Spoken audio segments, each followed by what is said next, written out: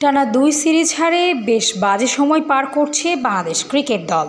প্রথমে আরব আমিরাতের বিপক্ষে সিরিজ হার, সবশেষে লাহোর পাকিস্তানের বিপক্ষে সিরিজ হারের মুখে পড়েছে টাইগাররা। এবারে সিরিজের শেষ ম্যাচে মাঠে নামতে যাচ্ছে দুই দল। রোববার লাহোরের গাদ্দাফি স্টেডিয়ামে মাঠে নামবে দুই দল। এদিনের ম্যাচটিও শুরু হবে রাত ৯টায়। এই ম্যাচে বাংলাদেশ দলে আসতে যাচ্ছে বেশ কয়েকটি পরিবর্তন।